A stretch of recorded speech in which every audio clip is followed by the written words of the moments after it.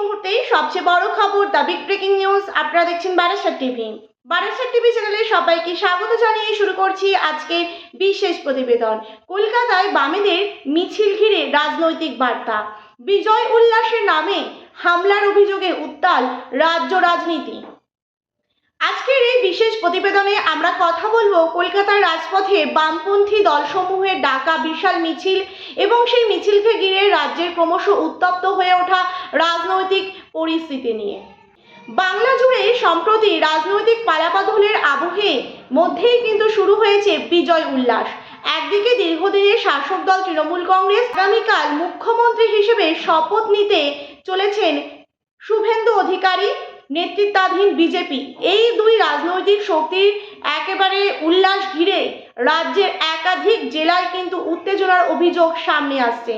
এতদিন ধরে ক্ষমতায় থাকা তৃণমূল তাদের ক্ষোভ কিন্তু উগরে দিচ্ছে রাজ্যের বিভিন্ন প্রান্তে। অন্যদিকে বিজেপির কিছু কর্মীরা তারা সরাসরি আক্রমণ করছেন তৃণমূলের কর্মীদের ওপর। সুতরাং এক পরিস্থিতি তৈরি হয়েছে ভয়ঙ্কর রাজ্য জুড়ে, এবং এই যে ভয়ঙ্কর পরিস্থিতির বিরুদ্ধে বামপন্থী দলগুলির দাবি, এই যে তথাকথিত বিজয় উল্লাসের আড়ালেই শ্রমজীবী মানুষ, খেটে খাওয়া সাধারণ নাগরিক, বিরোধী রাজনৈতিক কর্মী এবং সাধারণ ব্যবসায়ীদের ওপর একাধিক জায়গায় একেবারে আক্রমণ, ভয় দেখানো এবং রাজনৈতিক প্রতিহিংসার সামনে রেখেই আজ কিন্তু কলকাতার বুকে বিশাল প্রতিবাদ এবং মিছিলের কিন্তু ডাক দেয় বামপন্থী দলসমূহ।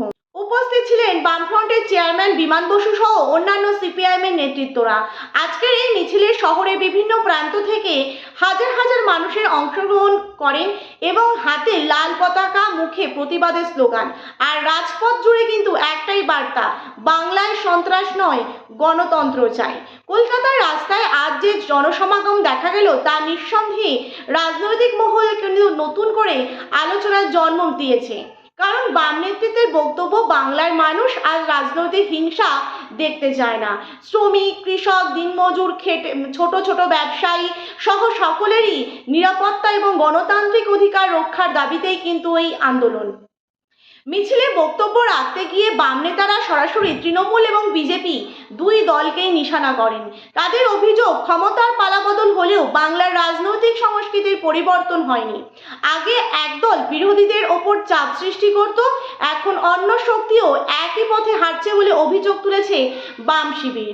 অন্যদিকে রাজনৈতিক বিশ্লেষকদের মতে একাংশ মনে করছেন আজকের এই মিছিল শুধুমাত্র প্রতিবাদ নয়, বরং বাংলার রাজনীতিতে কিন্তু নিজেদের জমি পুনরুদ্ধারের লড়াইও কিন্তু একেবারে শুরু করে দিল বামেরা। দীর্ঘদিন পর কলকাতার রাজপথে এত বড় জমায়েত বাম সমর্থকদের মধ্যে নতুন করে আত্মবিশ্বাস তৈরি করেছে বলেও কিন্তু মত রাজনৈতিক মহলে।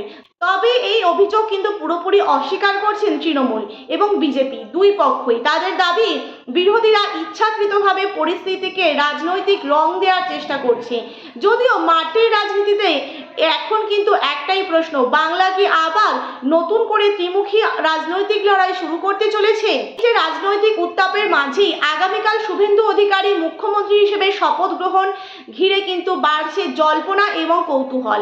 সেই আবহে কিন্তু আজকে বামেদের এই শক্তি প্রদর্শনও যে বিশেষ রাজনৈতিক গুরুত্ব বহন করছে তা কিন্তু বলাই যায়। এখন দেখার বিষয় যে আগামী দিনে বাংলার রাজনৈতিক সমীকরণ কোন দিকে মোড় নেয়।